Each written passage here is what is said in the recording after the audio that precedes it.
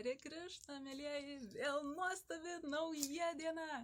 Sveikinu visus ir šiandien aš jums noriu atskleisti paslaptingą būdą, kaip lengviausiai išmokti mintinai. Tinka visiems. Ir šlokoms mokintis, ir eilėraščiams, ir vaidinimams, kam tik tais norite. Man labai patinka šitas būdas, todėl kad jis yra labai produktyvus. Aš galiu daryti, ką noriu daryti, ką man reikia padaryti, užsiimti darbais, tarnystėmis, o tuo metu protas įrašinėja į atmintį tai, ką noriu išmokti. Taigi, stebuklingasis būdas yra, bet prieš tai dar noriu labai didelį parašymą jums paprašyti, gal galėtumėte paspausti like ir prenumeruoti mano kanalą, tai man suteikia didžiulę motivaciją daryti šitos filmukus, o be to tai prisidedate prie pamokslavimo Krišnos sąmonėje ir pasakote pasauliui, kad norite daugiau žinučių su internete, kad būtų su Krišnos sąmonė susijusi. Taigi, būgnai,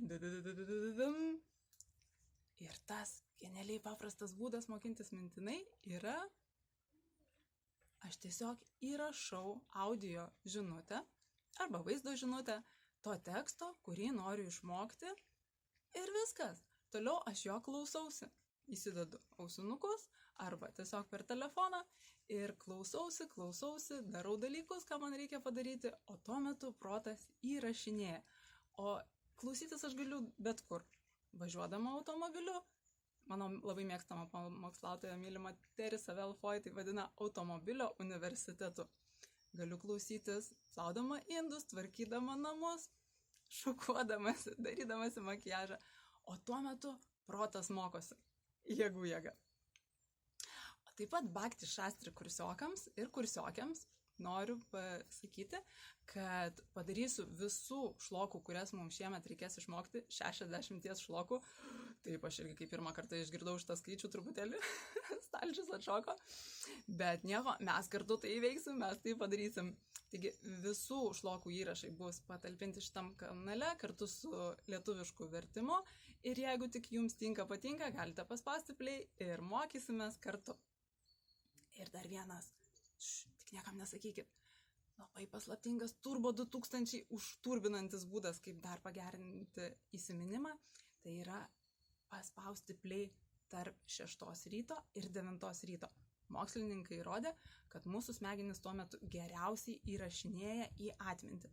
Taigi, jeigu dar pavyks kartelį kitą pasiklausyti per pietus ir dar vyšnę ant torto prieš einant miegoti vakare, tai per naktį protas mokinasi, įsirašo viską į atmintį ir jau iš ryto nepajusit, kaip atsibusit, o jau niūniuojat tekstą, kurį reikėjo jums išmokti. Pavyzdžiui, Om Purnam Purna Purnamidam Purnat Purnamudachyate. Labai lengva.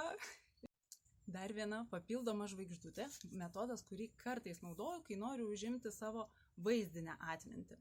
Tai užsirašau šloką ir šalia simboliškai nusipiešiu piešinuką, kuris man simbolizuoja tą eilutę.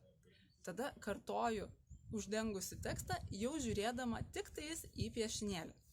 Irgi labai padeda tam, kas turi gerą vizualinę atmintį. Taigi, šiandien jau viskas. Prašau, parašykit komentaruose, kaip jums toksai mokymosi būdas, pasidalinkit, kokius mokymosi būdus naudojat jūs, neslėpkit savo išminties perlų, pasidalinkim, mokintis smagiau, kai esame kartu. Hare Krishna, nuostabios jums dienos.